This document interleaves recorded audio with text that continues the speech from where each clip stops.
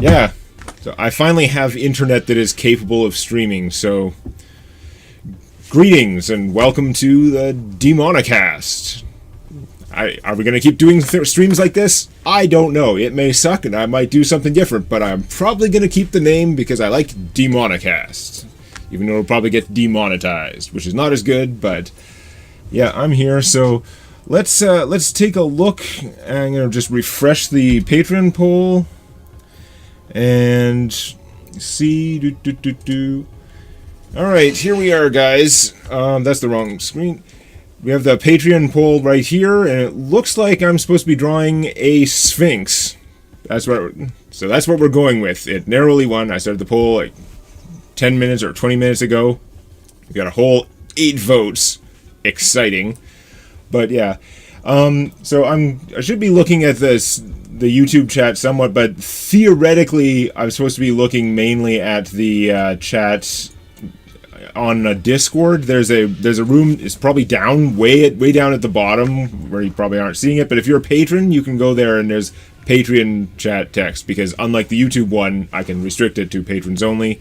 So that is the theory. We'll see if that works out, if there aren't enough people there. I mean, I'm presumably going to keep checking the YouTube chat thing too. And except I lost it. Good job, me. So I'm going to get drawing soon. You can go there and there's Patreon chat. No, shut up. I don't need duplicate copies of my audio. That would be incompetent. Bubble chat. Yep. Okay. So there I am. First person shows up down there in the chat. But yeah. So I don't know what we're going to talk about this, because this is the first time you guys have seen me doing anything resembling my process. I am probably going to talk more about like how I'm actually badly drawing things as I get started here. It's I'm sure it's going to be hideous, but yeah, no casting blur, whatever. Yeah, so yeah, this is Adobe Animate. It's gone through about 17,000 name changes. When I started using it, it was called Flash, and then it was like Adobe Flash, and then like it's got like Animate CC, Adobe Animate. It's gone through like a million names. Nobody uses the Flash format for other stuff anymore, but it's still a vector art program. So yeah, by the way, if you guys have some. Eric is a huge fan of the music. That is cool. I'm glad you like it. I can use this music because I made it, and therefore I have the rights to it. So even though it will probably get claimed somehow anyway, that claim will be 100% illegitimate, and then we'll see if I can fight with them over it. But whatever. I don't expect to make money off the stream anyway. I just needed to show up and have more content for you guys. No, but really, I finally have real internet. I had to pay the stupid evil company because nobody else would bring it, but then we got it. I've got a cam on here. I wasn't sure I was going to go with a cam. You've seen me now. I could just turn off the cam, but I guess we've got a cam. So yeah, if you guys want to come ask me, you can ask me about stuff in the Patreon chat or whatever. Like, we could talk about all kinds of things that aren't maybe the same kind of things we talk about in extras. Like, I've been doing this for just, I don't know how many, like since August, so for lots of months now as my full-time job. I was doing pretty okay, and then things really slowed down when I hit this episode, because this is another big one where a lot's happening. So the plan is not to talk a whole bunch about like TDC in the episode necessarily, although I can't rule it out. How has the quarantine been affecting me? How is my day? See, the quarantine... okay, I'm going to start answering questions. I got to start drawing a little bit.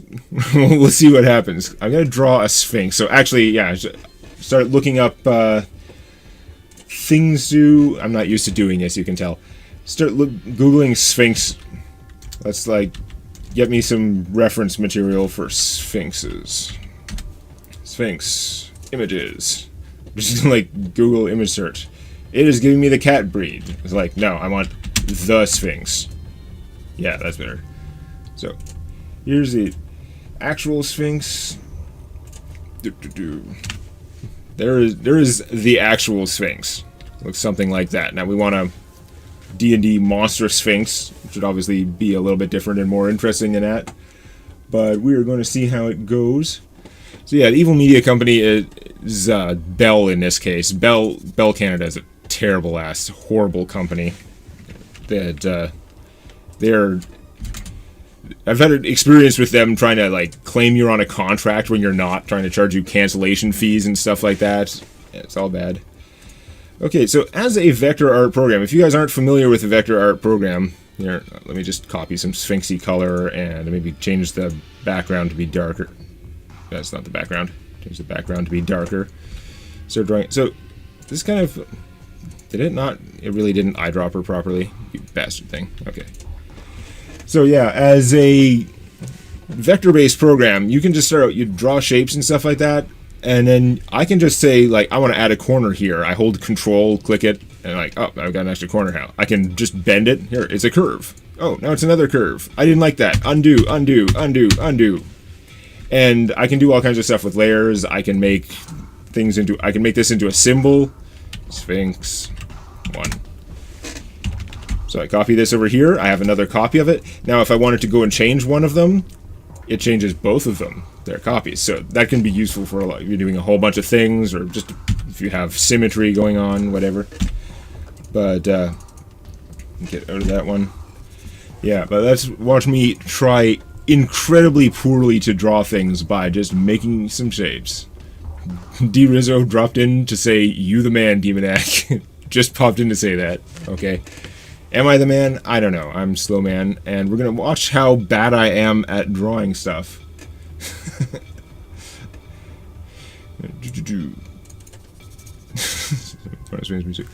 So I have to figure out.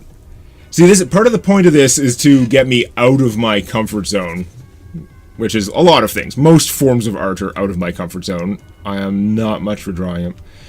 So I gotta figure out what kind of shape to start using as the Sphinx. Oh, man, this is gonna be a mess. First, I gotta try and get like sort of a minimal viable product of like a Sphinx. So we had that there, and that was gonna be like a claw. And we have another claw over here. Get more layers. Put that behind. Bring this one up to the front. Tough times.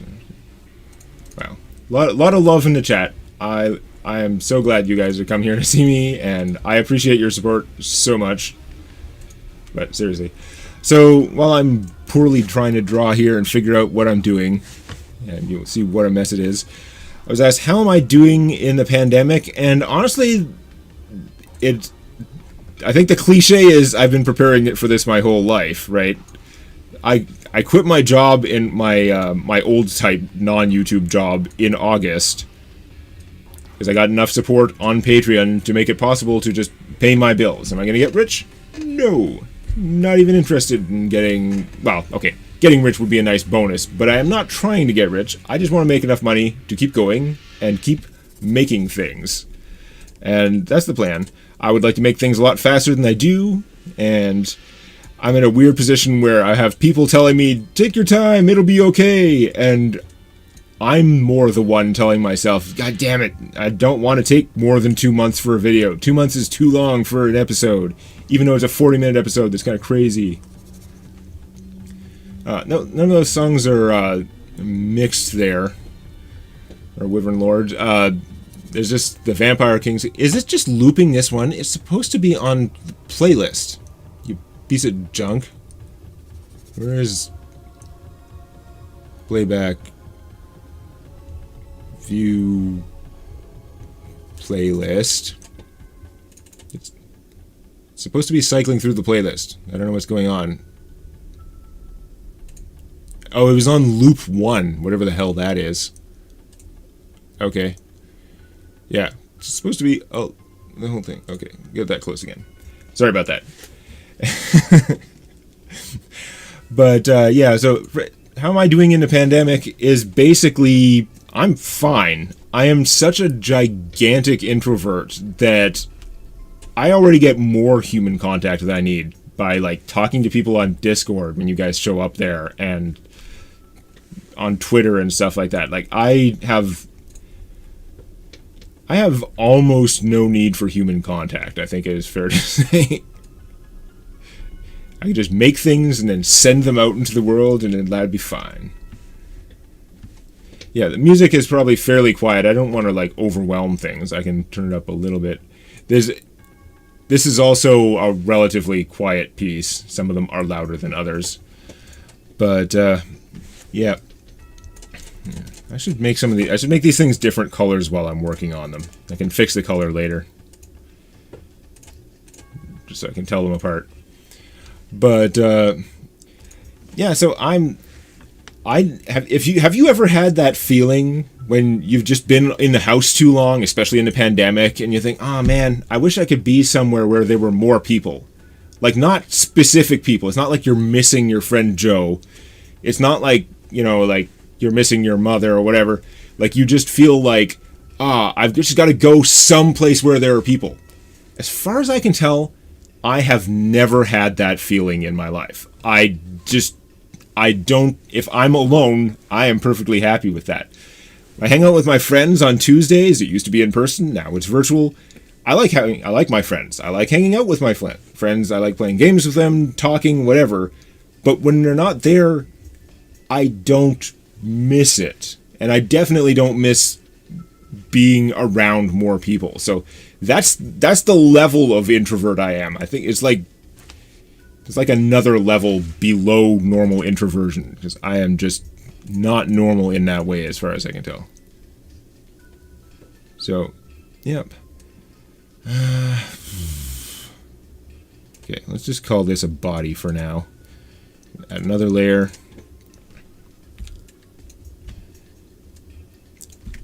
Okay, we're gonna go for a minimum viable product here, and then we'll see. Oh, there are a surprising number of people in the chat saying that they've really never had that feeling either. So that's pretty interesting. I get the impression it's uncommon. I have romantic loneliness. Like, I want to meet someone and to have a relationship, but I think that's separate. And even then, I don't think I get afflicted with that quite as often as most people do. But yeah, I am here and drawing things. So as far as the pandemic, my income now is basically just Patreon and like $50 a month from YouTube, which does nothing. It's basically entirely Patreon. It's only because of you guys that it's possible for this to be my job. And hopefully I'm going to make more things as we go along. It's not just TDC, but TDC and other stuff. We'll see. I'm trying really hard. But yeah, let me get rid of that window.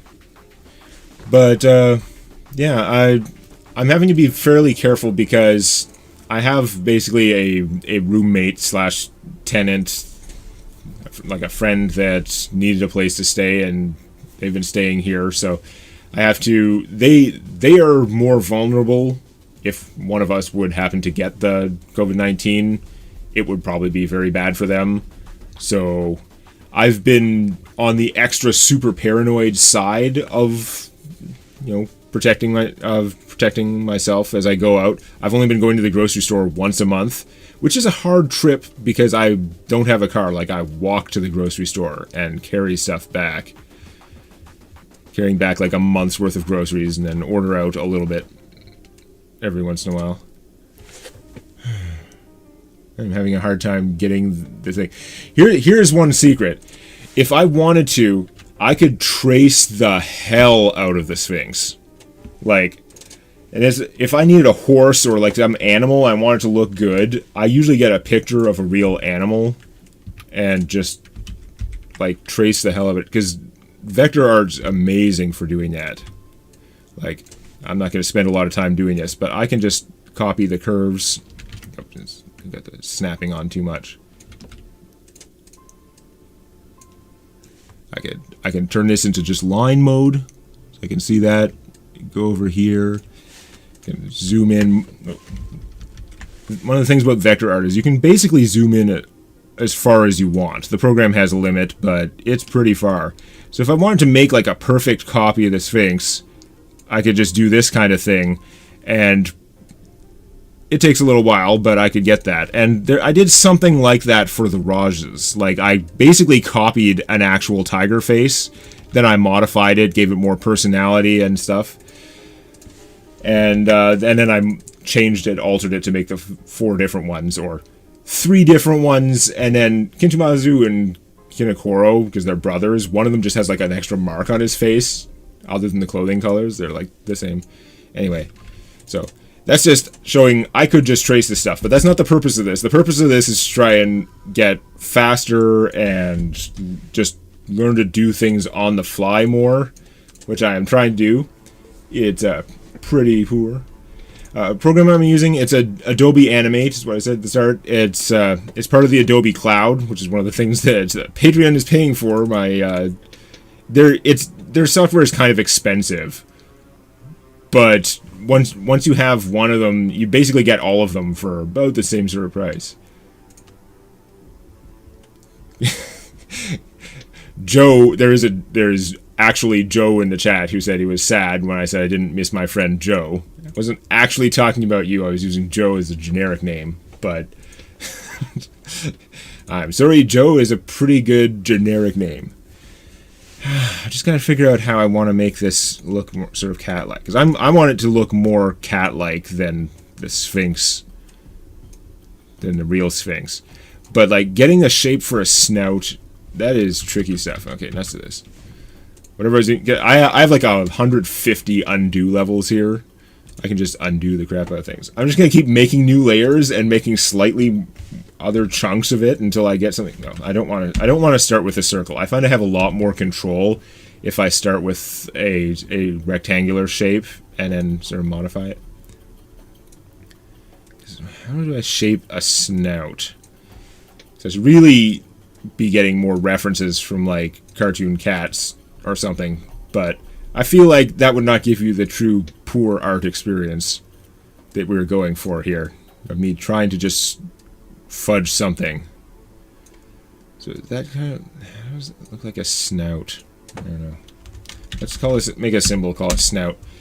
I can always do versions of it there later. I can, like, if I do a version of it that I don't like say I give it a, I can do the snout with a clown nose, and then I can duplicate symbol, make snout 1A, and say I don't want the clown nose. Well, we're gonna go back to snout 1, and I'm gonna delete the clown nose.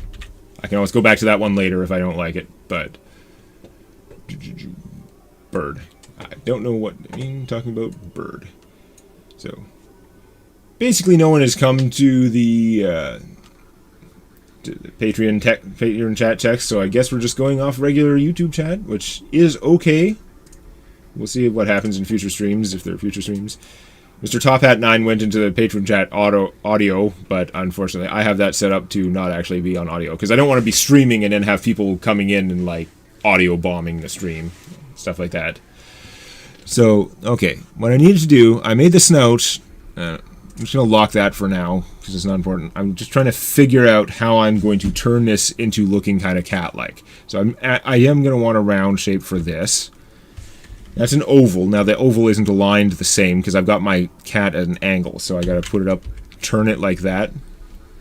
Because I can just, you know, there's a button to just, like, select a thing and then rotate it. So, free rotating there. I take this, and then give me another layer, and give it some whiskers.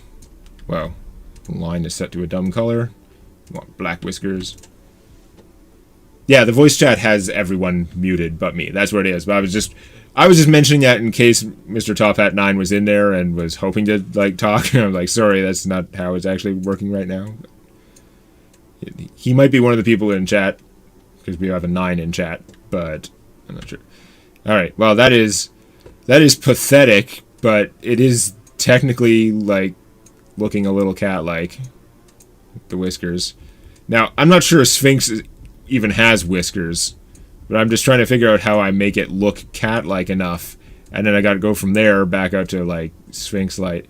This thing is gonna look terrible at the end. I figure some of the value of this is A, is seeing how I draw things, and B, is that it's gonna look terrible and hilarious. Yeah, I figured the 9 there was probably the same 9. Yeah, in the chat. That makes sense. So, okay. So that's the thing now. Now, how this snout shape is not good. Now I can go and make. There's a lasso tool. I could free lasso stuff. I can also. I have a hotkey set for lasso this lines. Now I don't like this corner here. I just pointed to it with my finger. You can't see. I don't like that corner there. So I'm just gonna chop that off. And then I'm going to bend this line into a curve, and that makes it nicer. I find that's maybe an easier way sometimes to get the actual curve that you want in these situations. The whole thing with vector art is that it's not tracking these as pixels. It's tracking these behind the scenes as vectors, as like points and lines. So I don't normally use this tool. I'm just trying. What's the stupid subselection tool? If I click here, you can actually see, and here, I'll change the color on that layer to stand out more. I'm colorblind, I'm assuming this will stand out more, yeah. So you can see those are the actual points this drawing. So it has these 2 points, and it has some math for what the arc is between those 2 points. And if I want to change it, now it's adding in another, what is the key for subselection tool? Just one, A? That's a stupid key. But now you see there's another corner there, and it's just got an arc between those 2. I think I can like hold shift and click that to get rid of it, or I can adjust the arc more if I want to fine tune it. That's why that thing's there. I don't need to do all that stuff. I'm just going to undo that. But just trying to show you behind the scenes, that's what vector art really is. It's just everything you see is a bunch of points and then some just calculations for how to fill in between them. And the nice thing about that is that I can zoom out really far, and it looks the same. If I wanted to make this bigger, if I want to I need a really big Sphinx for some shot, so I can zoom in on it. I can put this up, like make a giant Sphinx, and I'm not losing any detail. The detail is exactly the same if I make it bigger, which is what I have to do a lot of times. A lot of times for TDDC, I'll have like a character or something that I've made, and I thought I made them the right size, and then I go and I want to zoom in further. If I enlarge them, if I enlarge the output file that's like a PNG or something in Premiere where I'm doing my video editing, that will make it more pixelated, and that will show up in the final product. Whereas I can go back into the original, and I could double the size here, or quadruple the size, export it again, and I'll end up with a way bigger image in Premiere. And Premiere doesn't love that. It tends to create a little bit of slowdown. That's why I need a lot of RAM on editing computer. But it lets me output a nice, perfectly clean version of it. Whereas if this was a Photoshop image, and I scale it up, it is going to get worse. You scale it up, and then it's going to be pixelated no matter what you do. I tried doing that with something recently, actually.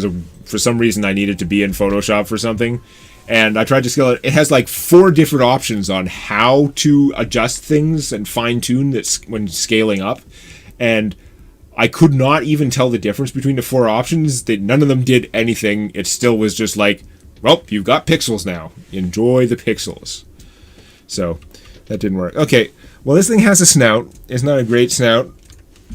I'm going to get rid of that other corner down there with my patented technique of cut off the corner and then round it, because I find that is definitely easier. And we'll round the other one a little bit too.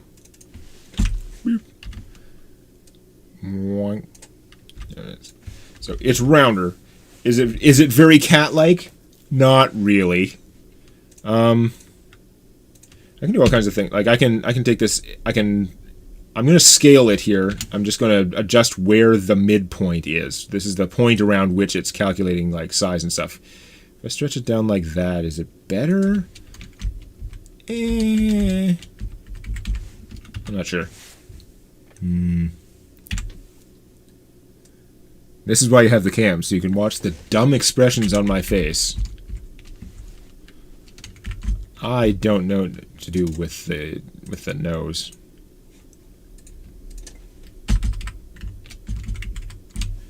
Moving that up, and and we'll give it a mouth too while we're at it. cat mouth is curved and down like this. Is it? Or is it the other way? God, I don't know. I am so not an artist. How do I draw anything? I mostly just draw robots, actually. That's what I do. Just... I like to draw things that are square. That's what... You can tell. It's just like another gaming comic is caught up to the point now where they've got the Dan-mobile, and it's like, what's Dan's idea of a car? Is my idea of a car? It just be like a bunch of rectangles. That's how a car is made. Modern cars with all their silly curves, they don't look right. Okay, we're going to call that a snout for now. I'm sure we got to come back later, but I'm going to try and get a minimal viable product of it being a Sphinx. So, probably round the face a little bit more. Here, the head can go back there. Using the reference image more would be good. The thing is, the actual Sphinx reference isn't really what I'm looking for. I don't want to just, like, copy somebody else's Sphinx particularly, which is a tough thing. So, if I make... God, this is going to look so dumb. Let's cut off that point as well. See, you can try... Here, let me copy this. Just get that point back, and I'll show you why I keep doing that. Because I've got the point there. I could try and, like, round this thing and try and make it come out to a nice round point, but then you're messing with the rest of the curves, right? And that's no good. Oops, I went too far. Oh, wait, actually, that's why I saved that. Yeah, I delete, paste it back. I'm being told it looks more like a seal, which is quite possibly true. God, I am such a terrible artist. Okay. I like a lot of the... I complain about me being a terrible artist. I do like a lot of the things that I put out. I just have to make them in a manner that fits within what I can do. And that's why we're doing this, to get me sort of out of my comfort zone. This is maybe a more appropriate size or scale to the snout. Yeah, that is a good point, 9. Cat ears. Ears might help it look more cat-like. It's going to need a... Sphinx is more Leonid, so it's going to have... I don't know if Leonid is actually a word for lion-like, but it sounds like the Latin for a word for lion-like. So I'm going to put an ear on here. Here, let's copy that random snout color. I'm going to have to get people to help me find better colors later. But for now, these aren't like final colors. Because again, I can just go back and change any colors I want. That's not a problem. I need to have colors that I can tell apart better. Meow. Yeah, let's see. Is that a cat ear? I don't know. There are a lot of different kinds of cats with a lot of different kinds of ears. Ah, no. See, when you mess with those curves, sometimes you get something you don't like. Okay, whatever. Let's get back to where it was originally. I'm going to do that a lot, where I just like... I don't like what's happening here, undo a bunch of times. And that's actually a big part of the secret to how I make anything ever look good, is that unlike drawing with pen and paper, but even in Photoshop you have all the undo levels, so you can draw things and that. But in Photoshop, I'd be like trying to draw a line, or actually I'd have to use like a brush tool, right? It'd be like, I draw a line, it's like, no, that's not the line I want. And I'd try again. Yeah. No, and I'd have to hand draw and actually get the line right at some point. And I'm never going to. Whereas with this, because I'm just taking things and stretching and squashing them into whatever shape I need, I can do a lot of trial and error, and that works out for me. So here, I might add a layer back here. I just duplicated that ear, and I'm going to put it over here. I don't think I'm going to make the ear a symbol yet. Maybe I should. We're gonna name this layer ear back. That's my naming conventions. As we start to see, I normally have more like layers on the screen than this, because things end up having a lot of layers. Poor drawing. So, yeah, all the vector talk as I draw poorly. What would it look like if I put... Okay, hold on. Let me get some kind of reference of it. Why am I getting a phone call? Go to hell. I don't know what that is. The number is 999, but no, not right now. Phone call. What the hell is a phone call? Do not disturb. Okay. And let's see, lion. See, this is, oh my god, see, this is why reference images. Why did I start with the Sphinx? I just should have started with a lion. Actual lions just look so much better. Oh my god. It is not even close. I should just, like, throw this in the garbage and start over. There's like, here are some lions. Whoops. Why are they behind? I'm on a back layer. Where's it? Out here where my image is. There's some lions. I should just make it look like the lion, and then I can, like, once I have, like, a lion face, like this guy on the left, then I can just go and turn it into more of a thing. I'm trying to draw, okay, but it is as much as I was trying to do it, it's a fallacy to go with to just think, oh, I gotta draw it out of my head. That's not how almost any artists work. The only artists who do that are artists who either have a photographic memory, not usually the case, or more likely, who have spent 10 to 20 years just doing art constantly and built up a repertoire of things they have already drawn, and even then they probably use references. So, let's set this aside for now. Maybe we can salvage parts of it later, but I'm going to bring it over here. I'm going to duplicate symbol and Sphinx 2. I'm being told the face of the Sphinx is human-like and the body is lion-like. Yeah, but that looks weird. I'm thinking I'm gonna start from lion and then Sphinx it up from there. Yes, the face of the actual Sphinx is human, but like it looks kind of dumb, honestly. I'm not gonna make a Sphinx that looks like that. So I want to make it a more golem-y, more monstrous sort of animal. Anyway, so I can just delete these. I still have my old copy there. But I'm going to try and... I'm still not going to trace. I'm not going to cheat and trace. That's not what I'm trying to do. But I am going to more closely use this image that I have here to get something that looks like a lion. Because it looks... I look at that and I'm like, that looks 1,000 times better than the crap cat I was making. So... we're going to get a nice slanted face here. Wow. I don't want to drag it. It's okay. Let's lock these layers behind because we're not messing with them right now. Okay. Get a little closer. The process of terrible art in progress, but it's going to be a little bit better now. So this guy... and his face, it curves out a little bit like this. Go down there. I don't want to do that. Call it like that. I can add some more whiskering later. Okay, I gotta turn off the locking. It's making my points not go where I want them to. So we got something like this. And then that comes back around. That's going to be all sort of hairy area there. This shape already looks better, I think. So that we got that, and then we're gonna go and give him a nose. Let's delete this line here. I don't want lines when I make a rectangle. I want a rectangle. I don't even know why that's an option to have it come with a line. No, I'm not doing that, Thomas G. Yeah.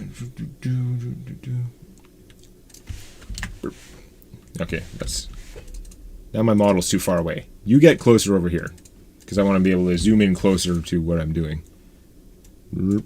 Okay. Your nose is a very weird shape. I don't think our nose is going to look quite like that, but... whoops.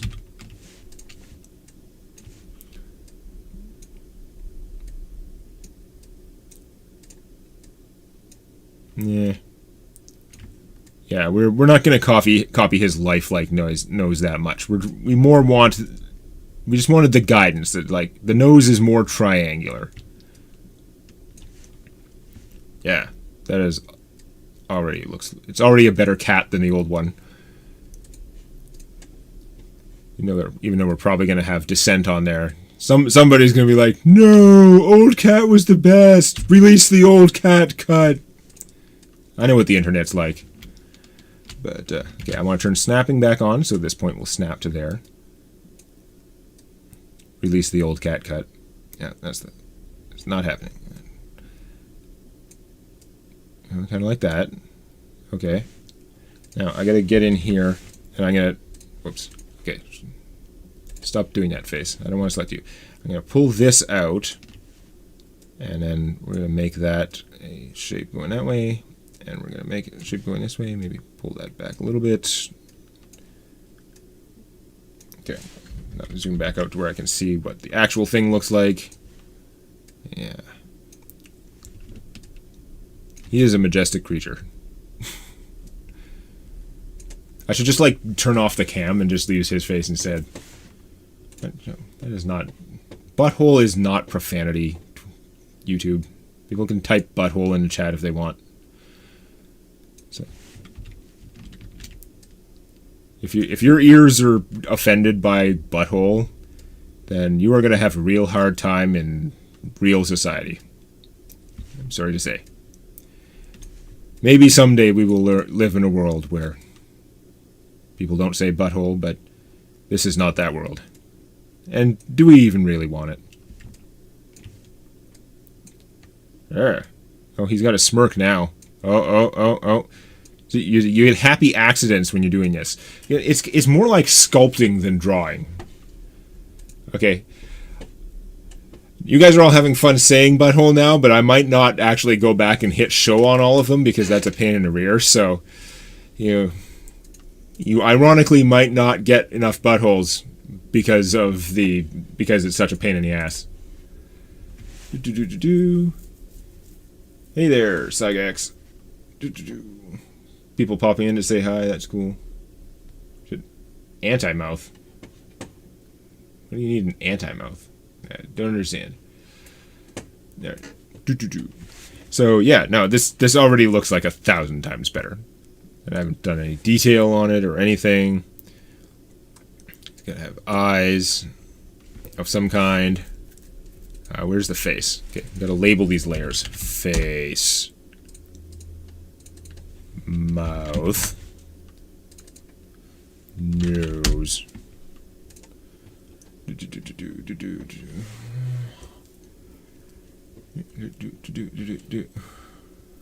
Yep, Uranus. YouTube doesn't censor Uranus. Although it might if you tried to show pictures of Uranus. You'd probably get demonetized. Yeah. Ah! No. Leave my nose alone. Lock nose layer. Just trying to get a nicer curve here. I don't know what I'm doing with that. Let's forget about that. We need an eye. Now, I'm going to start out with lion eye, but I think because we're doing a Sphinx and it's supposed to be a monstrous, wise, powerful thing, even though honestly, lion eye is pretty badass. Like, look at this guy. You don't want to mess with lion eye. But, no, this is not the cat person from the poll. This is the Sphinx we're going for. The cat person was, it was suggested that I do Calico, which I didn't even remember who they were talking about, because the very first session of TDDC, which would have been like a fraction of episode 1, like, when they started going into the mines, there was another person who was going to play with us, who had made a catfolk, I think rogue, named Calico, but she ended up, they would have needed, like, childcare or something like that. It just wasn't worth the effort, so she ended up not coming back, so just kind of got left out. The character just disappeared. Yeah, I like that eye just as it is, actually. I'm not sure that rounding it helps. Which is a problem, because I'm not sure this is actually the eye that we want for, like, Sphinxness, but it's kind of cool. Let's leave it for now. Leave the things that are working. You get his ears. Okay, we're going to call that eye. And lock it. Man, is there a hotkey to lock the layer? There should be a hotkey to lock the layer. I didn't think of that until now. I should probably have that. Okay. Yeah. So what I wanted to do was an ear. Let's pick another random color. My color choices are going to be terrible, because not only are they temporary, but I am super colorblind. We'll sort out actual colors later. So this ear should be farther away. Oh, right, because the ear is coming out of the mane. Okay, that's why it's farther away. So I don't have to worry about keeping on the head. And his ear... Here, let's snap this point into there. And so his ear goes out like that. And then like this, we'll just bend it into the shape. Sheer willpower and or click and drag. And that's...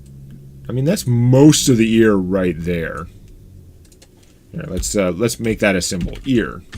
And I go into the symbol. Now the symbol has its own layers. So I can say, like, leave the base of the ear there, but I can give myself some black and then draw, like, his inner ear a little bit.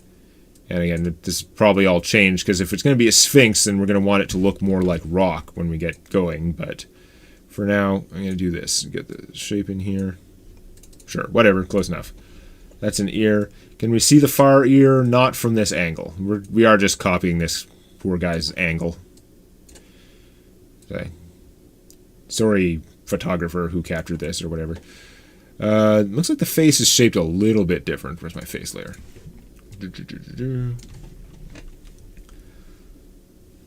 Eyes of some kind. Sounds like some treatise on beholders. Yeah, kinda, yeah, Wyatt. And... because the face is a little bit like that. Do I like that better? I don't even know if I like that better. I think it does need a little bit more in that area. Yeah. Now I've made an ugly point. Zoom, zoom, zoom. Let's we get an ugly point. Let's cut it off. Like excising, I don't know, like a wart or something. All right. Yeah. Once every like 10 minutes or so, I remember I was supposed to be answering questions and stuff like that. So yeah, like with the COVID-19, because I'm sure that's what everyone came here for, was to hear more about this thing that's being talked about everywhere on the news, depressing everyone. Not depressing me that much, because as established, I'm fine being a loner. I do have to be very careful because of my roommate/tenant person. So like when I go to the grocery store once a month for the last 3 months. Like I just went a couple days ago, and I have a face shield. It's for like, it's the kind they use when they're like doing lawn work, like with a string trimmer, a weed whacker, you know, to protect your face. So I have that whole thing. It's like Dark Helmet, only transparent and way dorkier somehow. But man, 3 months ago, I was getting a lot of funny looks. Now I get fewer funny looks, even though the people at the grocery store seem to be 50-50 between people who are taking it seriously and people who are not. But, yeah, I'm taking COVID very seriously for the sake of other people. If I was living truly alone, which would be nice, I would not be taking quite the same level of precautions in terms of, like, discarding packaging when I get the groceries into the house and all that stuff, but whatever. I don't want to be the cause of people getting sick who would actually likely have a bad result. I think I need to do the main. So, what is my favorite kind of monster? I'm not good at favorite card questions. See, this is the kind of exciting chat that I expect when I'm doing streaming, is people ask me, like, what's your favorite X? And all you get is how I don't have, like, favorite X's. And you will find this on a surprising number of topics. You will find that I do not care about things, or I just don't have favorites about things. Like, monsters are cool. There are lots of kinds of monsters that are cool. I don't know if I have any favorites. Like, I'm usually looking for some kind of variety. I did get to do a lot of messing around with golems and Ginneron, and I like drawing golems. I don't know if they're the most exciting monster-wise. Yeah, what is an exciting monster? Like, I don't even know. There's some in the monster manual that I like what they look like. I like the Glabrezu looks cool. I don't know if I'm that sold on the monster manual, on monsters and their stat blocks, especially in 3.5. A lot of the powerful monsters have like 7 hit points. They're like, challenge rating 15. I have 22 hit points, but my challenge rating is very high because I can cast a bunch of spells if I survive the first round against characters of that level, which I won't. Anyway, Gnolls, Pro Archon. I'm pro Gnoll. Gnolls are pretty cool. Well, I don't know. Gnolls look cool. I don't know if I care that much about them as a culture or anything else about them, but they look pretty cool. This is the ear front. I don't even have ear back anymore. Let's just change that layer to... I'm trying to figure out how much... if the main is really like a back layer or a front layer. But let's treat it as a main as a back layer. Spell main properly instead of a hominin. Do I play tabletop games like Warhammer 40k? In my youth, I did play some of that stuff. I read a lot more like White Dwarf magazines than I actually owned or played the games. I think the one I played the most was Blood Bowl. I really liked Blood Bowl because you could basically eliminate all their crap, because those Games Workshop games, they're all about selling you miniatures and getting you to paint the miniatures and all that stuff. And they charge $1 billion for the miniatures. Like, the games are expensive, and then the miniatures, people spend thousands of dollars per game, per army, and stuff like that. And I liked Blood Bowl because in those other games, like in a Warhammer game, they're telling you, like, you have to be able, you got to draw the line of sight, and it matters what shape the miniature is, so you got to use the correct Space Marine, because if you're using like the wrong kind of miniature and just pretending he's a Space Marine, then your line of sight is not going to be totally accurate. Blood Bowl is a grid with guys in spaces. There's basically none of that. So the box comes with a human team and an orc team, and you can play any goddamn team you want, because this game, the humans are going to represent the undead team. Ta-da! Bought one game, that's the whole thing. Super Michelangelo says that I'm his favorite D&D creator on YouTube. Keep being awesome. That is high praise. I'm not great at receiving praise, but I'll take it. It's a good thing. Moving on. But yeah, so I followed a bunch of the Warhammer games. I liked a lot of the Serial Miniature stuff in theory. I liked a lot of it from their magazine, White Dwarf magazine, which was there just to sell their stuff. But it was a really pretty magazine, had interesting articles, lore, and stuff. I'm not sure how great their games actually are, because they tend to be based on a ridiculous amount of RNG. Just way too much RNG. Am I married? No. I've got none of that going on. Wouldn't mind meeting someone. I'm a boring cis hetero male looking for some kind of female. But, yeah. No, one of the things about being a super loner, you don't get out to meet a lot of people. I did in my last job work in a large office, but I was busy working.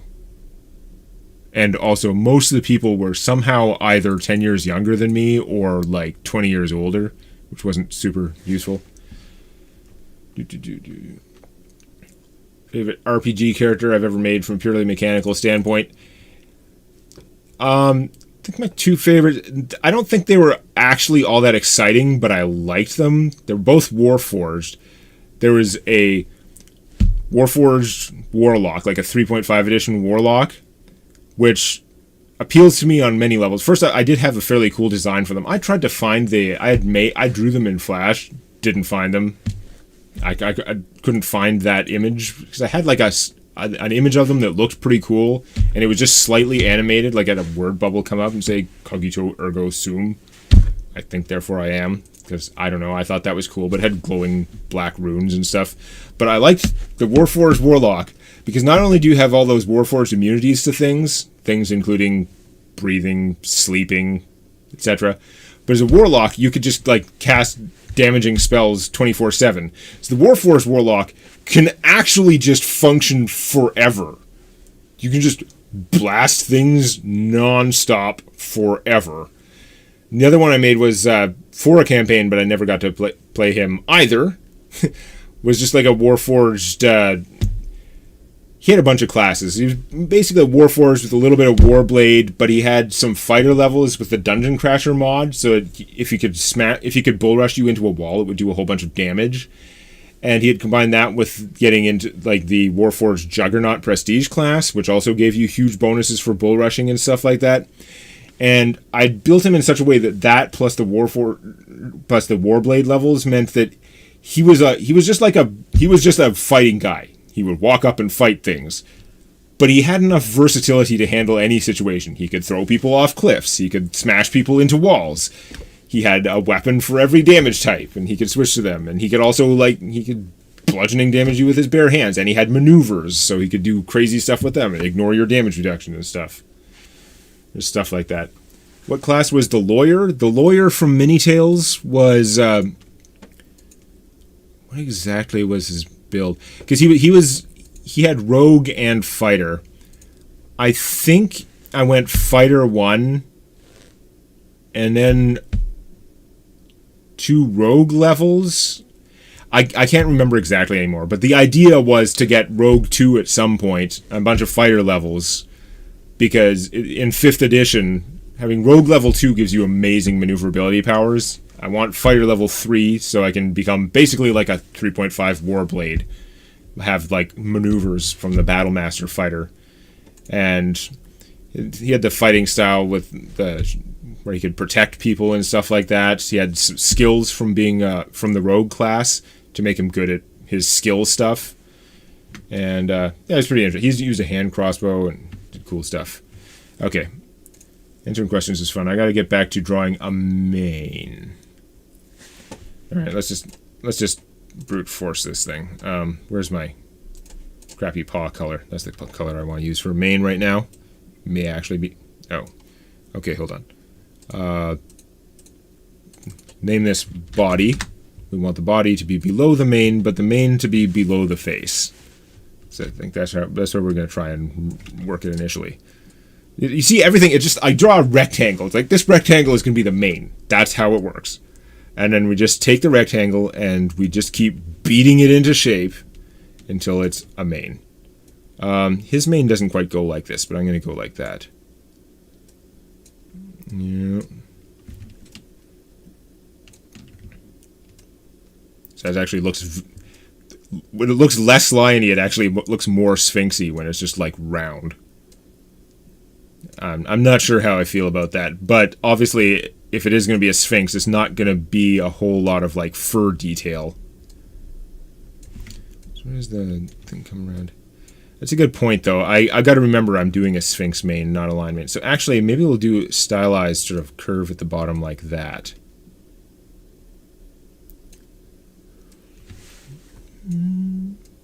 Now, I started thinking, like, Middle Eastern cartoon stuff, and now I've suddenly got, like, Aladdin music in my head. Why'd my player stop? Did I turn... Okay, apparently when I turned off the loop 1, I turned off the entire loop. So we've had no music for all this time. Somebody probably told me, but I haven't been watching the chat as closely as I should. Maybe if I put it over here, I'll notice better.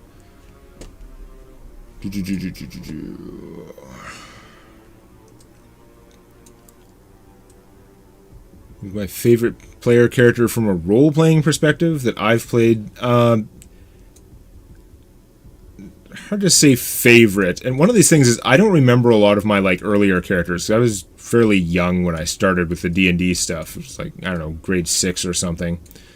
But did have a character in... it was actually the Season 2 D&D excerpts. Back when those were there. There was 3 eyes. Just spoilers. I tried to hide who I was in each of those things, but 3 eyes was the changeling. And I was playing a kind of changeling where he wasn't so... They weren't so much into, like, copying people, although they could. But really, they just had a bunch of different personalities, and they would change into, like, a different shape with a different personality, depending on what they were doing. The main ones they had, there was, like... sort of a brave human male, and then a dwarf. I don't even remember what his personality was like as much, but it was a little different. And then he had like a female, like elven persona as well. He would switch to different personas. He or she would switch to different personas depending on what they're doing. This is actually don't think it takes a whole lot of like detail on. I mean, because it's a Sphinx, like more detail is actually going against the Sphinxiness. I should maybe do this and have like a shoulder there. Okay, let's turn this part. I kind of like how it is, but we're gonna give it a couple more. Whoops. No, stop. Actually, that's fine. Actually, do that.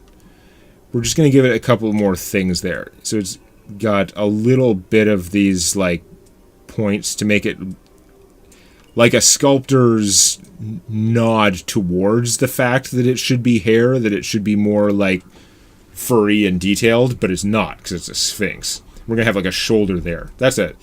Now I'm starting to get an idea. Now it's starting to be a thing, maybe.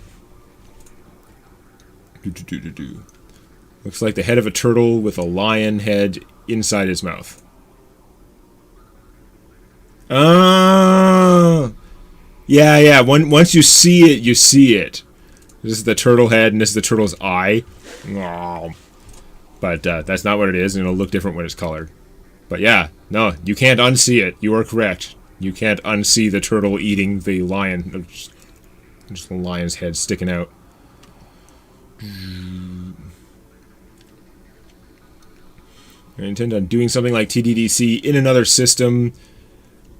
Probably not as much like TDDC. I don't know. I mean, when I get to the end of the current arc in TDDC, I'm going to switch over to the TDDC 2 campaign, which is also in 3.5 edition. Also in the same world. Also happening, overlapping like the same time, but it's a different party. And they end up going different places, so that's interesting. Okay. These legs were down there just to give me an idea. They're kind of useless. Well, let's ditch this one. And pick some other random color, like an even worse color. People are now just trying to figure out what different kinds of things it can be other than what it's supposed to be, which is okay, because A, it's not done, and B, I'm not that great an artist. Although I'm starting to think I've successfully, at this point, I have gone from, I don't know what the hell this is, I'm not sure what it's going to be, to, no, I think I've actually successfully drawn a Sphinx. It's not done, but it's going to happen. So I've got some confidence in it now. The lion face made a big difference. Okay, what's the actual Sphinx look like, arm-wise? It looks dumb. I mean, you know what? Nobody wants it to look like the actual Sphinx. The actual Sphinx, sorry, Ancient Egypt, it looks kind of dumb. Like, it's impressive. It was very big. But it just looked kind of dumb. So we're not doing that.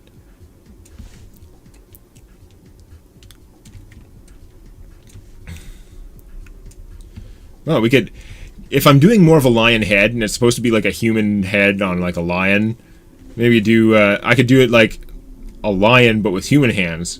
But we're not going to do that, because then I would have to draw hands, which is, everyone knows, is like the worst thing. So, see, I'm going to take this, I bulge it out there, and then I just like add a point, bring it back, add a point, bring it back. And look at that, now we've got like a paw. Again, it doesn't have to look, as lion-like, because we're not trying to. We're trying to be a Sphinx at this point. So, yeah. That's... I mean, it's kind of at a weird angle it's coming out, but that's okay as long as we make the other side look like it matches, right? And let's get that curve out there.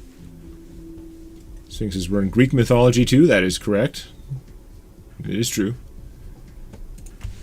You think the Sphinx looks better than the big triangles? No way. No, I'm 100% down with the big triangles. Again, I'm the guy who likes rectangular cars.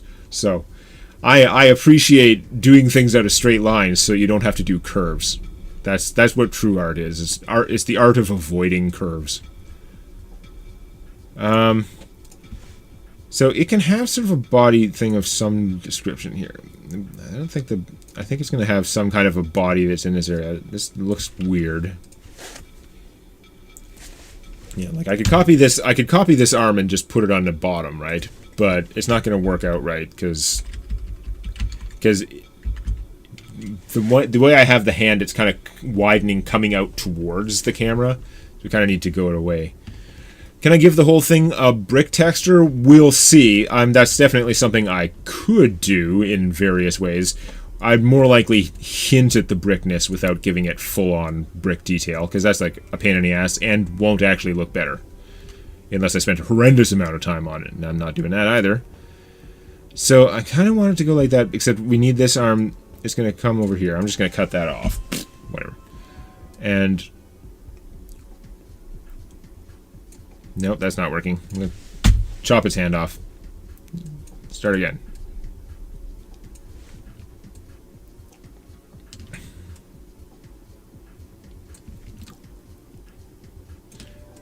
I want to look, because the paw on our side, whoops, zoom over there.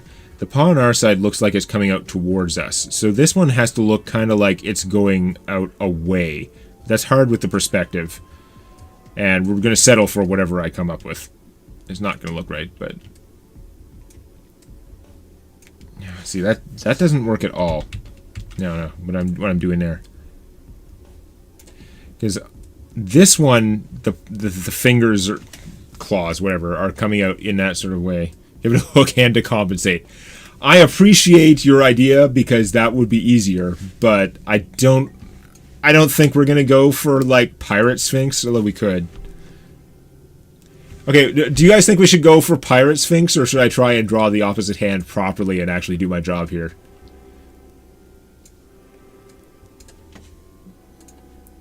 Yeah. What does chat think? There's a bit of a delay on the stream, I think, when I started out. Like, it's kind of annoying. I feel like there should be a lot less delay than there is. Maybe there's something I could set somewhere. I'm not sure. Wow, this curve does not want to do what I want. Die. You guys are getting, like, the friendly version of this. I swear so, like, brutally at the computer all the time when I'm drawing or playing games. Like, you would not believe. There are levels of profanity that I would never use against another person, basically. Like, even if I was in a maximum aggro situation, like, it's not actually advantageous to be ruder at the other person, usually. But, man, am I, like, profane at computers. Just trying to picture...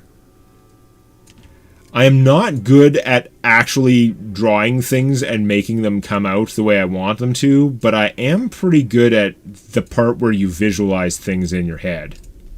Which is how I make up so much stuff. Pyrinx. There are a few votes for Pirate Sphinx. It would be easier.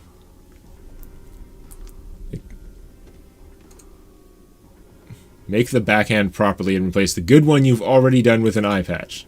Okay, the one I've done is not that good. I'm just happy with it anyway. But, coming up with a cool backstory for the missing hand, more or less work. Backstories are not usually that hard. It's easy to come up with how a Sphinx lost a hand, right? It got in a fight with something. The question is, how did it get the hook? So that's the interesting part. How did the Sphinx get a cybernetic hook? It's not actually cybernetic if you're just, like, attaching a metal hook to some rock. But, I think cyborg when I start thinking replacement limbs. That's how my brain... I don't know why, but I was programmed from a very young age to think cyborgs are awesome. I've just never really changed that much. I would like to get all kinds of cybernetic stuff and, like, replace all my organs with cybernetic ones as they age off and want to live longer. We put it here. That backhand is pretty bad. It should probably just be replaced with a hook. Daniel was like, I think you did it! Well, I mean, it's not the worst. We're pretty close to minimum viable product here. We've been streaming for about an hour, apparently. I have no idea how time goes. Apparently it's been like an hour.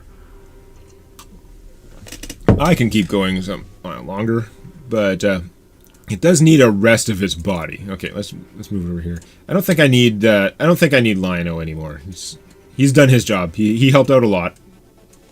He has a cool face. I've got to blow my nose.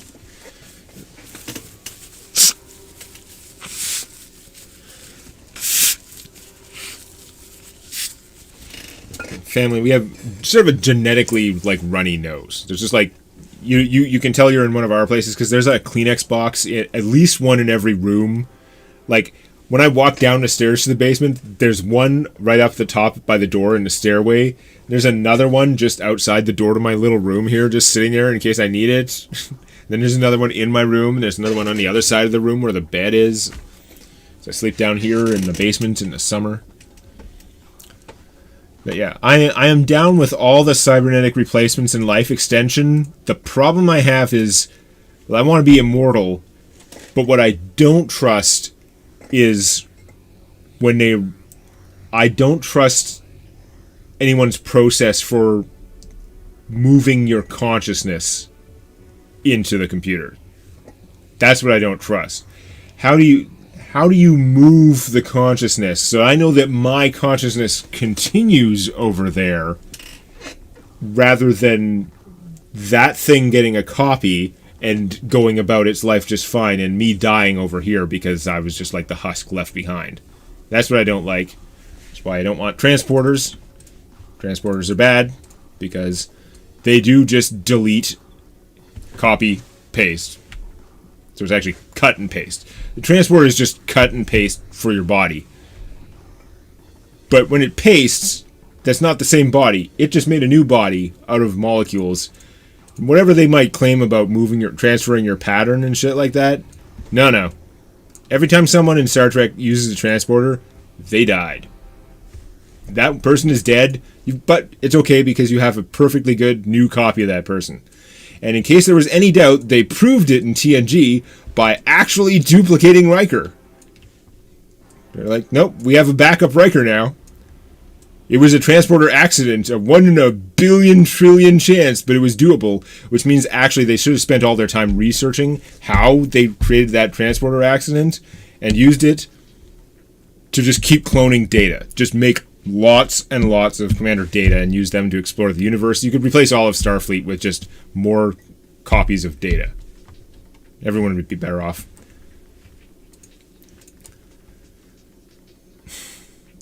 People still trying to give backstories to the pirate Sphinx. Chronic allergies. If you have chronic allergy symptoms, then you have a seriously reduced risk of COVID. That is a weird one. I don't know about that. Why did YouTube block... Pixel Gemini says transporters have a 100% mortality rate. YouTube tried to block that. What is offensive? Like, the word mortality is scary now? YouTube's very strange sometimes. So, yeah, 9 is correct. I've got to go with the brain in a jar and hope that they can... I need the ship of Theseus on the neural scale. I need them to be gradually replacing my neurons at such a rate that I can feel like I am continuing to be the same person. I don't know what to do with the Sphinx body. The problem is, the actual Sphinx body looks dumb, so my body's also looking dumb. I could make it look more like theirs, but it would still look dumb. So this is where we are now.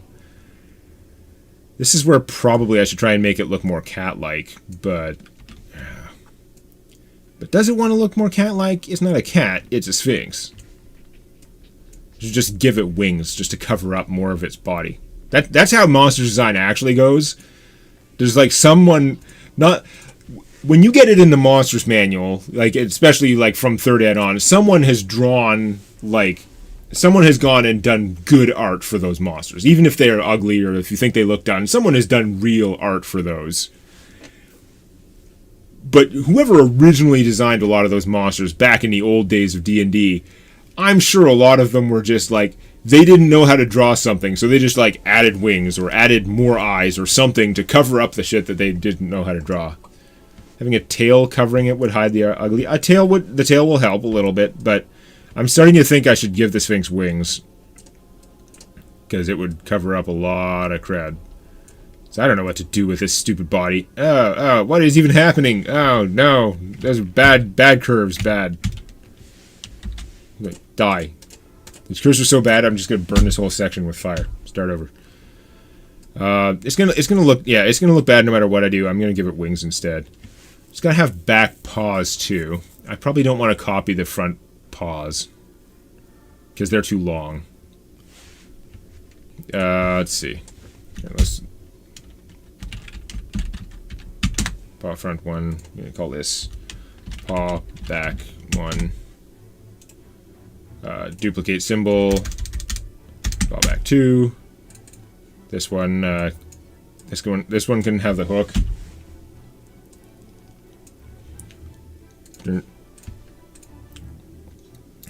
We'll see if I can draw a hook competently. You'd think a hook would be a really simple thing to draw. That is a poor color because it matches the background. You know, my real default, I'm using a lot of funky colors in this image. My real default is like all grays all the time because I understand grays. Like, you are a darker gray. You are a lighter gray. This is all I need to know about you, gray. You just need to look different from the other gray. I should probably use a circle. That's what I should do. Here is a circle. Now I'm going to paste, change the color. It looks like it's on the same thing, but as long as it's selected, it hasn't done anything to the other circle underneath. And then we're going to make it 80% the size. I'm going to let go of that. Now, when I delete this, I have cleared out the circle. Now we're going to take a section out of this here, like that. And we're going to pointify it a little bit. Should it go that way? Yeah, I should go the other way. Oops. No, I want to move the whole thing. This is another layer, right? Yeah, okay.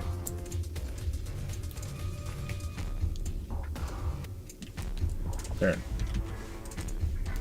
Good enough for now. That hook should really be thicker. That's such a sad, weak-looking hook, but whatever. 57,000 shades of gray. Sure. Why not? It's chest kind of dumb. I don't know. Sphinxes are weird anyway. I'm gonna leave this arm kind of flat because I liked how that was. But yeah, I'm trying to figure out the back ones.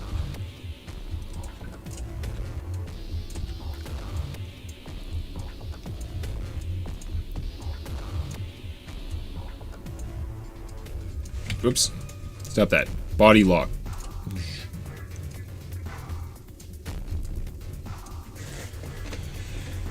Can't believe I'm actually using your joke suggestion. I'm just practicing drawing. Why would I not use the joke suggestion? Joke suggestion seemed like the best suggestion. Give it wings and call it Seven's ultimate form. I was kind of thinking of Seven. Somebody mentioned Seven earlier. Pirate Sphinx. Yeah, Pirate Sphinx. So, okay, let's call this leg back 1. Because I want to keep this bulge. I don't want to keep adjusting this, like, hip joint or whatever the hell it is. Because it looks fine. I just need to, like, here, I'll like, turn it into an outline. Because I just want to do stuff underneath it.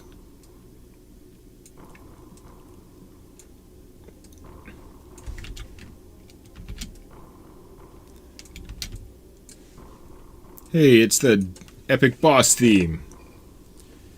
I like this one. Some of my pieces of music I really like a lot. Some of them are pretty meh. That last one, the sort of janky, like the original Itaran theme, was kind of meh, music-wise. I really like the ones that I played like a million times, like every episode, when they were in Polaron. I like those ones, those background ones. They were surprisingly good background music, and I was very happy with them. I don't know if I'd sit around listening to them on their own too much, but they were excellent background. I don't think I'm going to separate out the toes on this. Although, it's got to look like it has some length, like this thing had the ability to stand up. So I'm going to make it a little bit longer here. I think I should just leave it simple like that, kind of. Whoa. There's a little bit janky there. I don't want to change that line, so I'm actually going to cut this whole thing out just so that I don't mess with the existing line there. Oh, I probably have to anyway. Yeah, okay, never mind. I gotta mess with the line anyway. So I want this to join up there. Whoops. What's that? Oh, well, another person's leaving, but they say they enjoyed the stream, so that's good. Might want to just make the body longer. The body should... Look how long the body is, though. Part of it's got this weird chest thing sticking out. But I feel like that's like the Sphinx shape. Like it's got to be sitting up on this like chestiness, so it's gonna kind of be that way. I mean, now that I've got this leg, I can see that I should give it more of a butt. I don't know, it's got too much... There's too much junk in that trunk. It's gonna be a tough balance. The butt balance. What gave you the idea of giving the kings retractable wings? Well, if you're asking about why the Vampire Kings... There's a lot of stuff in the Shadowfell, in particular, the Vampire Kings, that's inspired by the Vampire D, like, 2000 movie, like, year 2000 or whatever it was, Vampire Hunter D Bloodlust. The original Vampire Hunter D movie, I could take it or leave it, but I really like that Bloodlust one that they did around the year 2000. You should check it out. The character designs look pretty like old anime, like kind of 80s-y sort of anime character designs. But the animation in the year 2000 movie is really good, and it actually has a reasonably good plot, which you wouldn't expect. Even though most of the movie is just like there are some vampire hunters, and then also Vampire Hunter D, who is a half vampire. They call them dampiers, which apparently is a word that exists in culture, but it sounds stupid, so I never use it. But yeah, he's a half vampire. And he kills vampires because vampires are bad. And there's just him and his group of other like vampire hunters going around, not necessarily working together, kind of completely not working together. And they fight a bunch of freaks, and then they fight a couple vampires. And it's a really surprisingly good movie that actually has an okay plot. So like, wow, okay. It's not on Google Plus right now, or I would have bought it. Not loving this, but I think we're just gonna go and like make wings instead of doing whatever is happening there. The wings gotta be... The hell kind of wings am I gonna make? I'll make like crazy weird wings. Like, oh no, this is looking terrible. What am I doing? Oh no, wait, that looks good. Oh, this is the whole process right there. That is, you should take that cut. That's the entire art process. It's like, oh, what is this? It looks terrible. And I stretch it when I'm like, oh no, wait, it might actually look good. Never mind. That's the entire art process. For all of TDDC, everything I do, that is basically it. But, yeah, do I want this curve? Probably, but not... I kind of like it straight. This wing doesn't make any sense, but I don't expect the wing to make any sense. Now, it's probably... I don't even know, like, what position is it in? It doesn't make any sense. Make it bigger, probably. There's got to be another one. It's not going to look like it's curved right... Okay, I got to make it...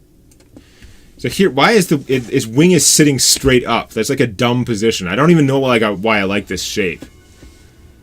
Yeah.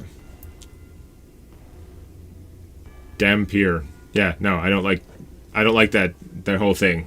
It just seems like a really weird word that I never liked for like half vampires. They're friggin' half vampires. What do you want?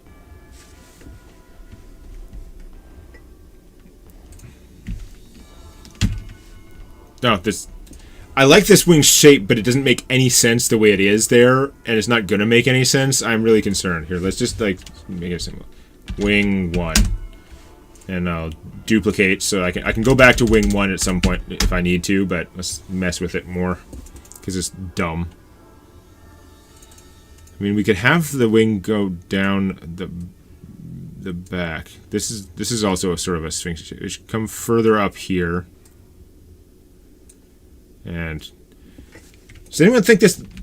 There were thing. I don't think it was clearly identified as a Sphinx, but wasn't there a thing like in a Never-Ending Story? There were like stone guardians that had like some kind of. This shape reminded me for a second. I think I lost it. It reminded me of like the guardians that some dude had to pass by in Never-Ending Story, and like vaporize people who didn't have faith or some dumb thing like that. If I take this and just, it would be a different color. Say brightness -20. Is this a... Okay, how good a Sphinx did you guys really want? That's the real question here. Do we just like call this basically form-wise done, even though parts of it are stupid, and just like go with it? I think we just go with it. I think I just take this and start, like, try and color it up to not look like garbage. I think that's the new plan. I think this arm needs to be shorter. I've been looking at it and it just looks wrong.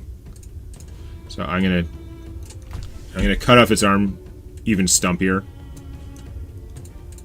And then... See, I want this hook to be thicker, actually, but it's kind of hard to make it thicker. That is not as easy as it sounds. I think I'd have to just redo it.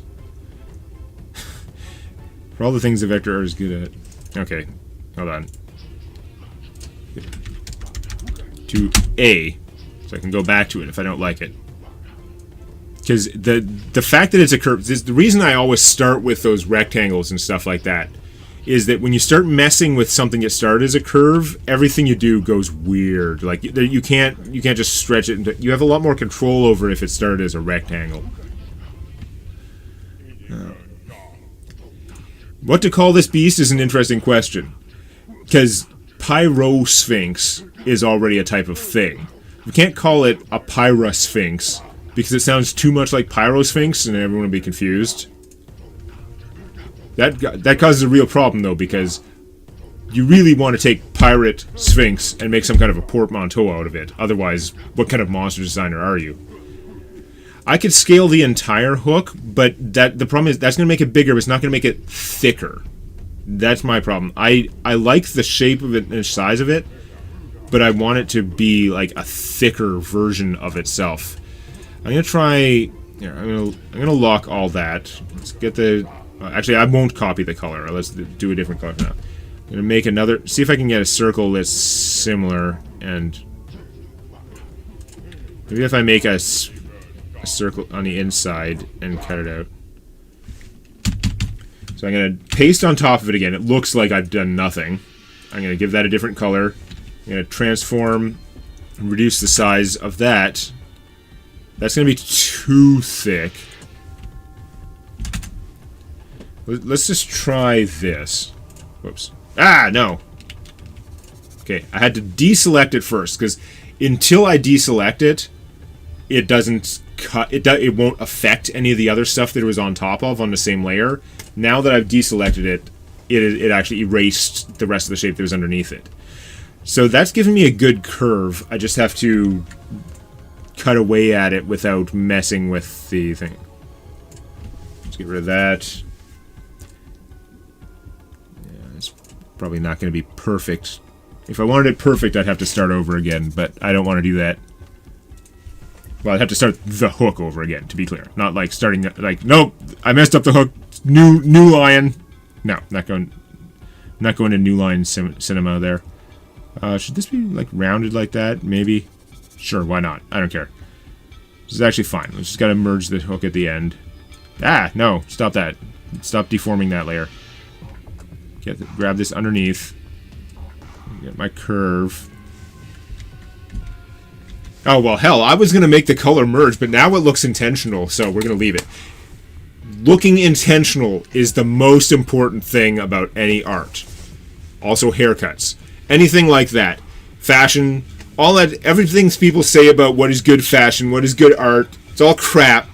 The most important thing is that whatever you do looks intentional. That two-tone hook now looks super intentional, so that's what we're going with.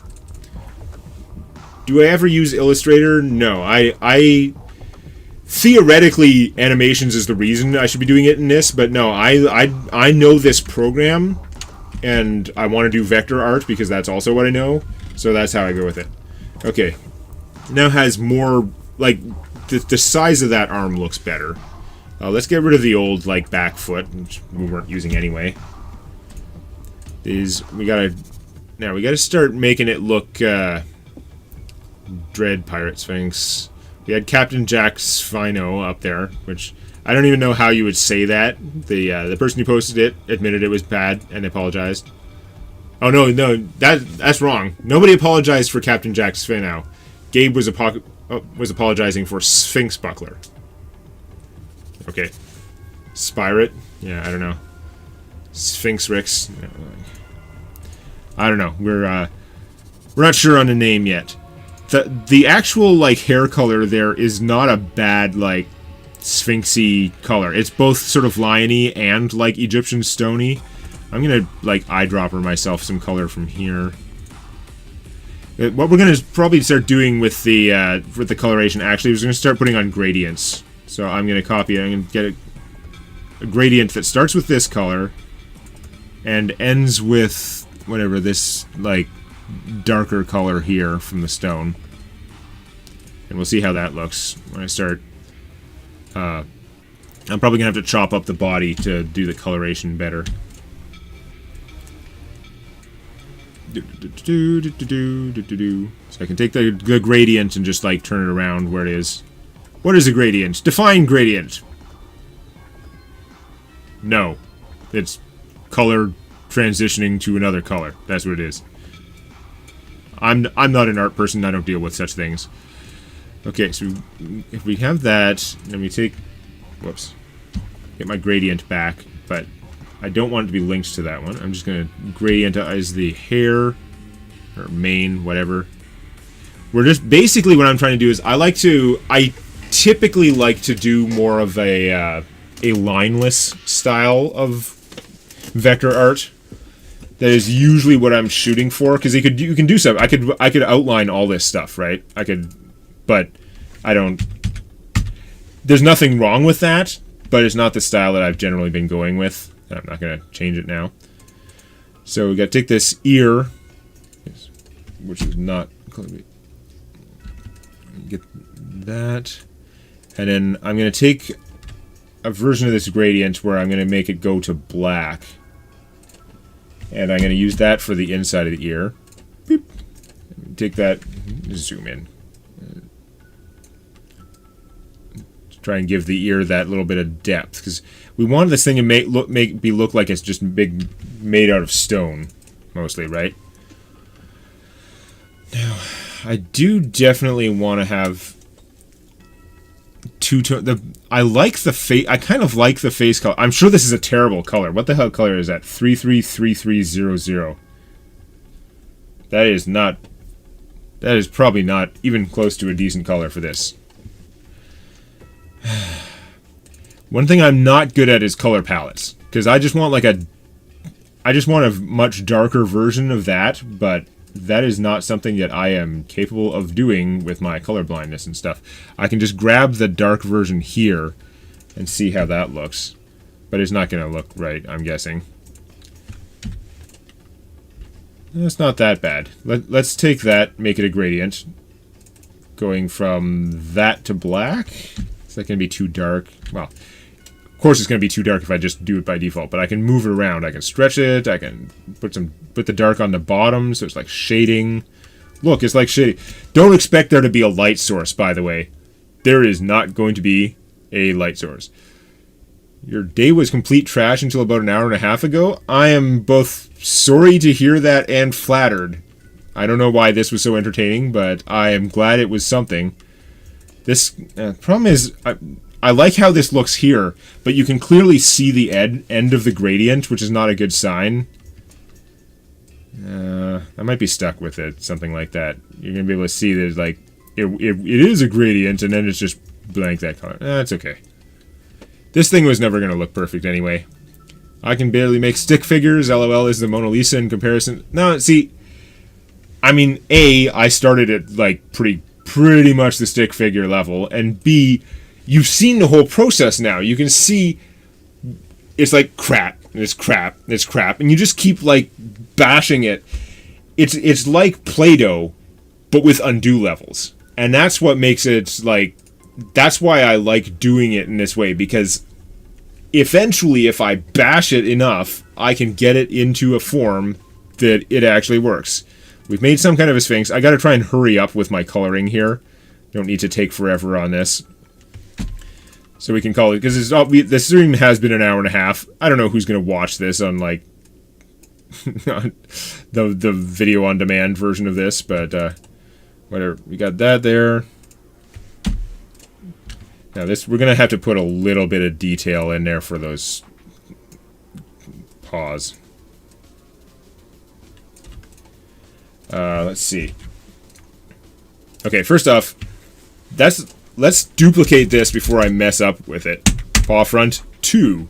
Because now if I mess up with it, and I'm like, ah, that was terrible, I can just go, let's go back to paw front 1. Ta-da! But no. I'm going to undo myself out of that. Is there an Egypt equivalent in my setting? I don't know, they're deserts. I don't know if they're Egypt. We already have the Itarans and the Adar as ancient civilizations. Those are the main ones that are near anywhere where we are. I'm sure there were definitely other ancient civilizations elsewhere, but we haven't met anything about them yet, for the most part. Okay, see, I'm going to select this area here. Give me my gradient back. I'm going to paste it. Now, there's a thing over here that links a gradient so that it'll match whatever you already had. I don't want that on. I want to just start a separate one. So I can take this, and then I'm going to try and just sort of... Yeah. Because I just want... Again, I'm doing sort of a lineless thing, so I want to use the gradients to sort of create the line there to show where the paw is. And once I've got that, I can just, like, curve this a little bit. Oh, look at that. That is not great, but we're going to take it. The level that we are currently working on, we're going to take it. Create something... Yeah, no, it's actually some of the best creative advice for just about everything is... Whether you're drawing or writing or whatever, make something. It is easier, like, the hardest part is making something. I gotta stop looking up at my view of the camera and look at the camera. I'm terrible at that. I mean, sometimes I like to position it so that they're basically on top of each other, so then I have to look at you properly. But then it's in, like, a really awkward place on my screen, although I'm not gonna worry about it for now. But yeah. If you're writing a story, write something. If you can spew out some crap, even if you end up throwing out 99% of it later, it is so much easier to take that crap and improve a section, and improve another section. And then you realize that section was garbage, and you throw it out, and you mash them together. You realize, if you have something to work with, you will make more progress. It is so much easier to edit something that exists than to create that perfect gem that you want. And that is definitely where my art comes from. It comes from making some crap and then trying to make it work. I don't think I want to select that one. I think I want to leave that one as it is and select the middle one. So I'm going to select all this here, and then I can just shift-click to deselect the other part. Yeah. Get that, and I don't know at what point I decided that this was something that I could do, like the stream, like make an art stream. Me making an art stream still seems like the most ludicrous idea. I think I just follow too many artists on Twitter, and they're doing actual art. By the way, I don't go to any of their art streams. I'm happy to just see their art. I don't even know. I don't go to a lot of my friends' streams because, again, antisocial introvert. But that didn't work. Okay, drop select, copy on top, fill in that hole. This is looking dumb. I've got to fix this somehow. Because I need to have enough differentiation in the color. But I don't like it being so light up on top there. I guess I could just take this and try and copy that to get it closer. No, I took a part that was too dark, didn't I?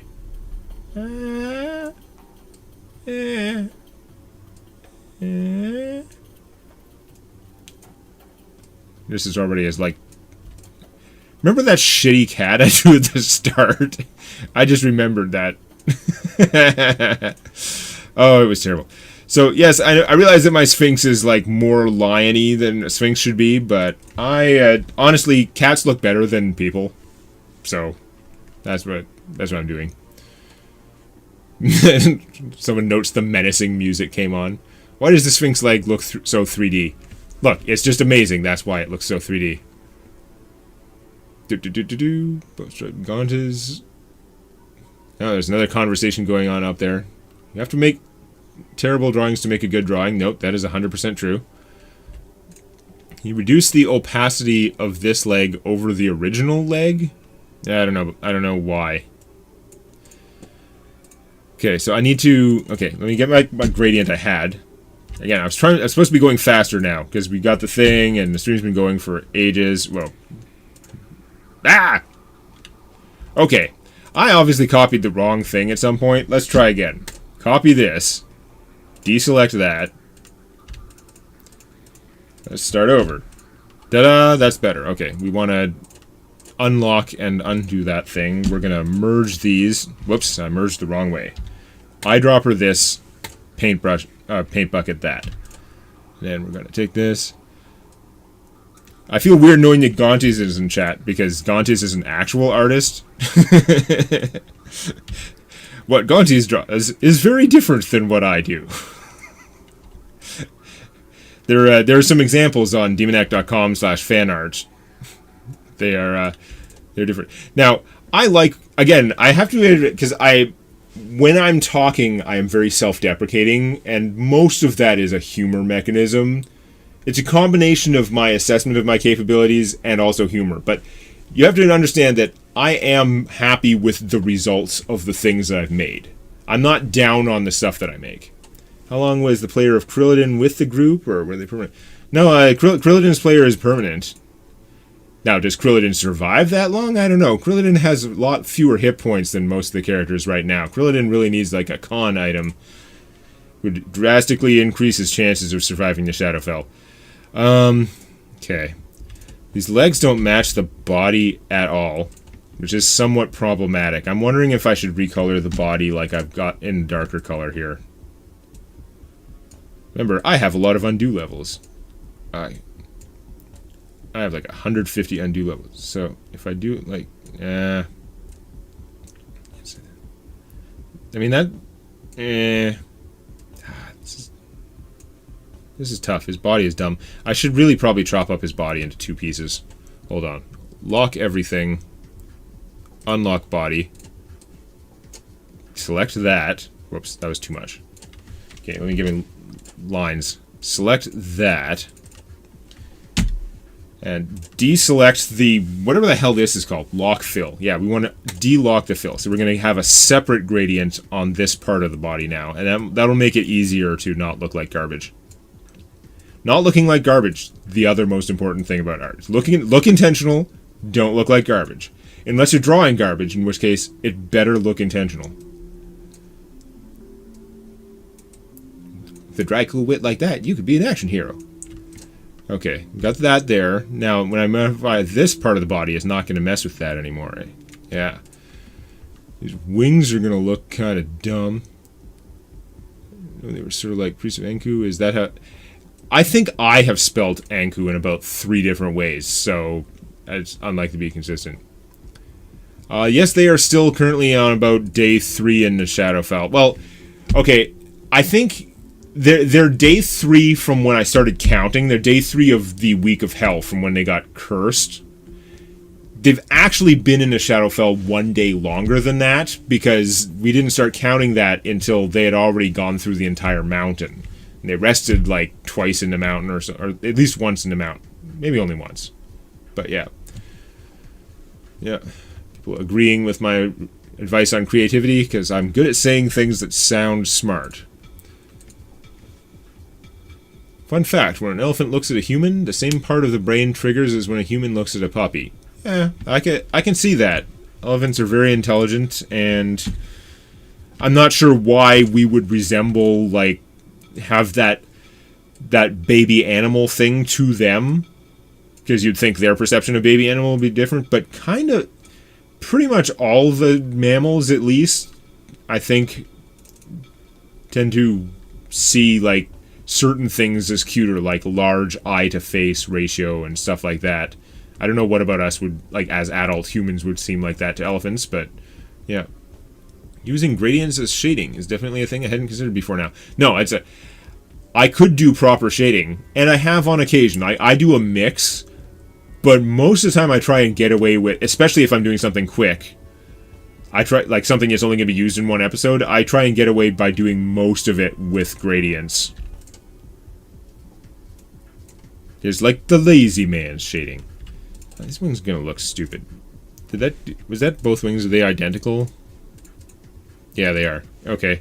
You know what? Those are okay. I should really, like, if I cared about this thing, I should give it more detail on the wings. Do I want the wings to start, like, there? No, not really. Maybe there. The wings are totally not attached to the butt properly at all. Okay, we're not going to start worrying about looking good.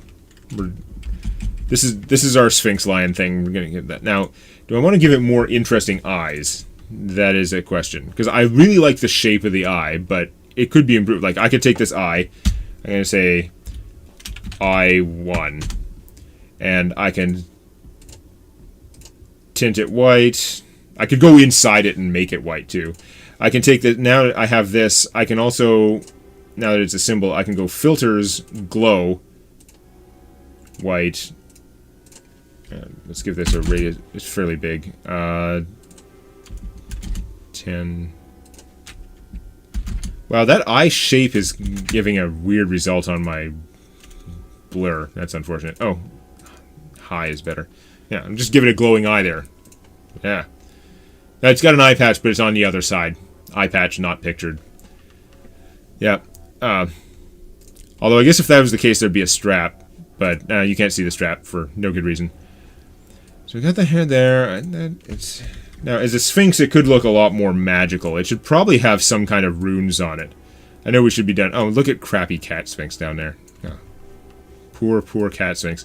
Sphinx actually looks okay right now. Let's, here.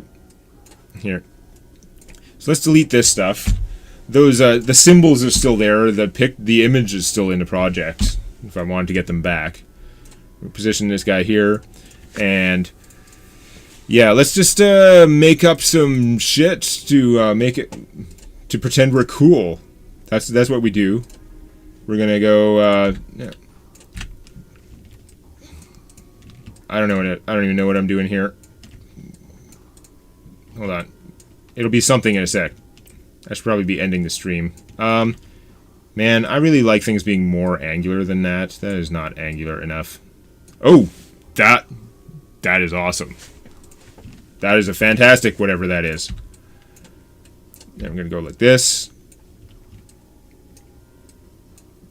Yeah, this one's going to be... Ooh, ooh, ooh. Yeah, it's going to be one of those. I don't know why I drew that accidental rectangle there, but it's staying now. Yeah, that's a permanent accidental rectangle.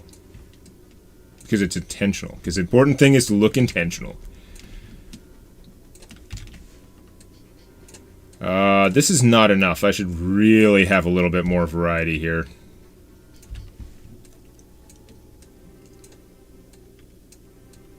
I don't know why they have an N rune. Yeah. How confused is the chat? Give him a horn, mermaid tail. Horn's not a bad idea. Make it a Unicron. Cats are chaotic neutral at best. Yeah, we're gonna call this is fine. Make it a symbol. Runes. I have a hotkey for that. Now we're gonna take these runes and we're gonna shrink them down a little bit. Yeah, sure. Why not? I'm doing it. This is not gonna be classy. Okay, this is very quick and dirty. Yeah, I'll do that. I should really have more variety of runes. If I was serious about runing this guy, he would have some more, like, rune-ness. I'm not sure about white, but he does have a white glowing eye right now, and that's pretty cool. Alright, see ya, Joe. Good luck with your level 20 Pathfinder game. That sounds like... difficult to balance, mostly. I do not know much about Pathfinder, so take that, everyone who has Pathfinder questions. One thing I could do here, if I want to make this easier, hold on, let's... Oh, he's still like that. Okay, let me copy these. Oh, they're already on their own layer. Okay, lock this layer. I'm going to take all these guys' layers. I'm going to cut frames. Ah, he's gone! Sphinx. hole, because I think I already used the word Sphinx somewhere. Paste frames. We now have a Sphinx in the middle of nowhere. Go back to the project. Library. Sphinx hole. Okay. Now that seems really pointless. You're all asking yourselves, why would he do that? But I'm going to take that. I'm going to put him back here under the runes, right about where I had him. Ish. I don't know why they're not lined up. And what I'm going to do is I'm going to make a mask layer using this thing. Yeah, take that, bad boy. You are now a mask. Anything I put on this little sub-layery thing here is going to be stuck within that mask. If I lock it, notice any runes that are getting cut off, they will not be shown. If I turn this into an outline there, and then any layers I unlock, I can see the whole thing. That's getting cut off. So this is going to let me actually like just sort of run off the edge. I don't need that to be separate again. Let me run off the edge of him with my runes and not have it look terribly dumb, or have it look better anyway. So if I do them like that, here, let's make the runes one thing again. Why not? And we're gonna go over here and go properties, or no, filters, glowing white runes. 10, why not? High quality, obviously. Always the highest quality. And then if I lock this up, now we have glowing Sphinx runes for some reason. Glowing Sphinx runes. Do they make any sense? No. None whatsoever. Glowing Sphinx runes. Actually, I keep trying to call it done, but I'm too much of a, like, not perfectionist exactly, but I keep seeing ways it could be improved. Where did that... Oh, I went way too far underneath. Let me take this one and go into the cat. Into the cat. Where's my cat? What's going on? Oh, that's the cat. Okay. And I'm gonna... Right above the body layer here, we're gonna stick a rune right up his thing. Right on his chest. And it's kind of getting covered up by the paw there, but you can see it'd be like, oh, those runes, if you were like in front of him, there'd be more of those mysterious runes. I'm sure they mean something important and or do magic stuff. I just gotta go, copy my thing.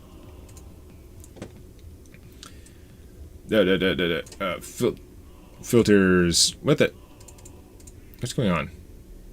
Where's my glow? Okay, somewhere there is a glow, right? We can see the glow. The glow is there. Color effects, brightness, no, none. Get back here. Glow, there we go. Copy all filters. I could have just made... At that point, I could have just made the filter again with the same information instead of copying it, but I didn't want... I thought it would be easier. Paste filters. There, now he's got glowing chest runes. Alright. You know what? We're gonna call him done. It's kind of sad, but honestly, this is better than what I expected to come out with when I said I was going to do this. I'm going to call this a total win on the stream.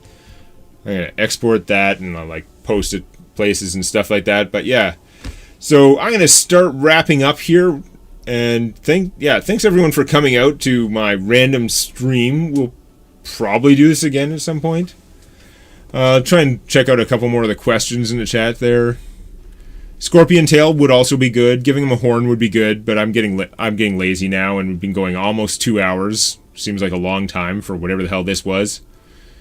But try reflecting one set of runes. That is a totally legitimate suggestion. That would make total sense. It would actually... you know what? That's... Yeah, actually... You're correct. That I should actually just do that. Although it does leave 2 back-to-back... of that thing, but There are lots of ways. If I cared about this, I could do more, like do more runes and stuff. But yeah, there's stuff like what do I think of 5th Ed? I actually think 5th Ed is pretty darn good. I mean, I'm sure it has lots of flaws, but it's the best version of D&D I've ever seen to start someone out on, and I like it. And it's starting to have enough options now as to be sort of interesting.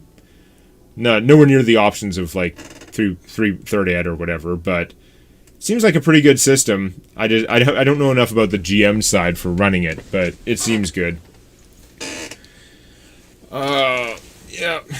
Well, I hope you guys have enjoyed whatever this was.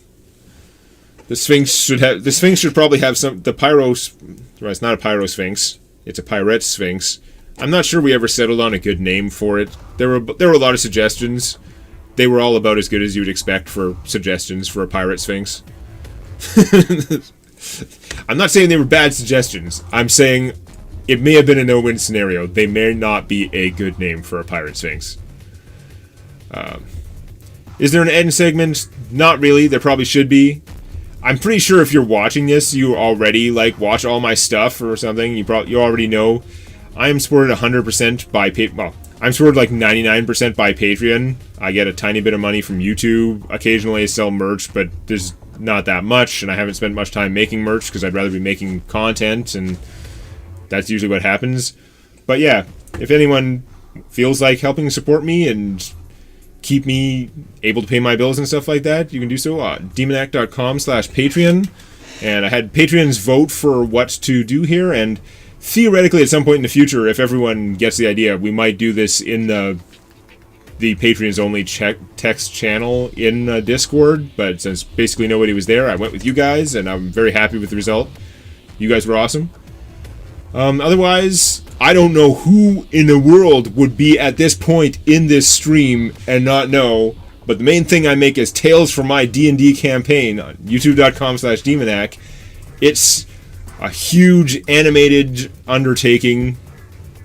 It's more huge than animated, but it's a great D&D adventure that goes on there, and I'm going to try and make some other stuff too, but that's the main thing. Anyway, you guys are great. Enkistro is the best term because it means hook. Maybe, I don't know, Buccaneer Sphinx. It's a Pinks. Captain Riddle. Could be lots of things. But I think I should probably wrap up the stream and do something about supper. So, thanks for coming out, everyone. And, yeah, no, it's been pretty fun. And I am surprised by the quality of the Sphinx we ended up with. It's like, huh? You made TDC? Yeah, I can do voices too. I just didn't today. Maybe I'll do voices in future streams. Maybe we'll have topics for questions and actually answer stuff. Or we could talk about jobs I've had, or we could talk about music I like. You will be disappointed by all the answers, but we'll have to leave that for next time. Thanks for coming out, everyone.